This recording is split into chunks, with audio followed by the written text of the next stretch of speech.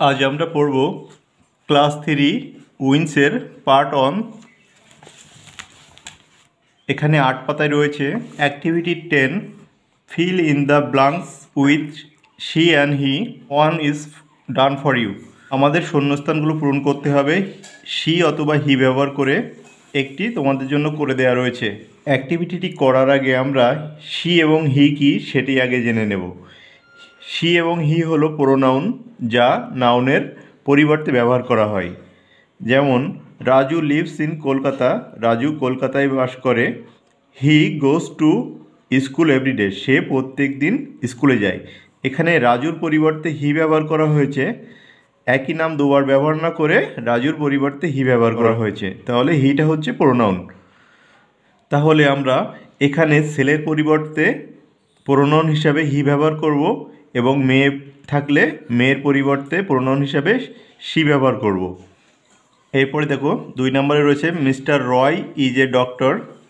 Mister Roy হয় একজন doctor. এখানে মিস্টার রয় দিয়ে ছেলেকে বোঝাচ্ছে, ছেলে ডাক্তারকে বোঝাচ্ছে, তাহলে এখানেও হি বলবে। He is a nice man. The old lady is Ritu Roy. বৃদ্ধা মহিলাটি হয় ঋতু রয়। তাহলে আমরা এখান থেকে বুঝতে পারছি এটা একটি মহিলাকে বোঝাচ্ছে, তাহলে এখানে শি বসবে। পরের লাইনটা হবে শি ইজ ইল, সে হয় অসুস্থ। Kamal is my brother, Kamal হয় আমার ভাই। কামাল কি ছেলে, তাহলে এখানে বলবে হি। হি হ্যাজ এ সাইকেল, তার একটি সাইকেল আছে। Aparna is my sister, Aparna হয় আমার বোন। তাহলে এটা কি মেয়ে, অপর্ণা মেয়ে, এখানে বলবে she. She has a red pen, তার একটি লাল কলম আছে।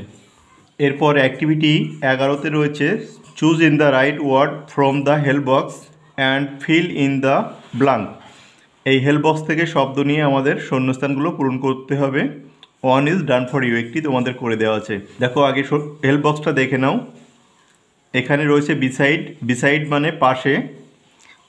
ইন ফ্রন্ট অফ মানে সামনে। ইন মানে মধ্যে। বিলো মানে নিচে। অ্যাবভ মানে উপরে। অন মানে উপরে। আর বিহাইন্ড মানে পিছনে। একটু এখানে লক্ষণীয় দেখো, অ্যাবভ মানে উপরে আর অন মানে উপরে, কিন্তু আমরা কোনটা কখন ব্যবহার করব? এই অ্যাবভটা যখন মাথার উপরে কোনো কিছু বোঝাবে, মাথার উপরে মানে উপরের জিনিসগুলো বুঝতে আমরা অ্যাবভ ব্যবহার করব। সেটি ফ্যান হতে পারে, সেটি আকাশ হতে পারে, সেটি তারা হতে পারে, সূর্য হতে পারে।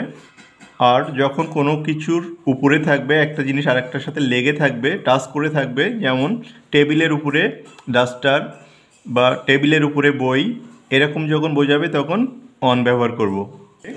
দ্য পেন ইজ, এখানে খালি ঘর রয়েছে the box. The pen is in the box, কলমটি বাক্সের মধ্যে, এখানে তাহলে ইন ব্যবহার হবে।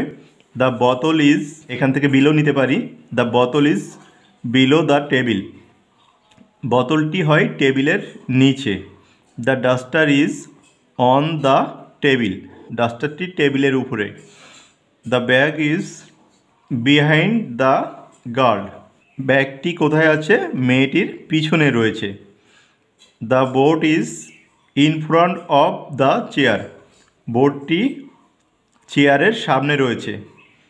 আর শেষেরটা দেখো, the tree is beside the house, গাছটি বাড়ির পাশে রয়েছে।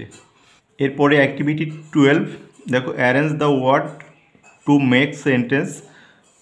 এখানে কিছু এলোমেলো ওয়ার্ড দেওয়া রয়েছে, এগুলোকে অ্যারেঞ্জ করে সাজিয়ে আমাদেরকে সেন্টেন্স তৈরি করতে হবে।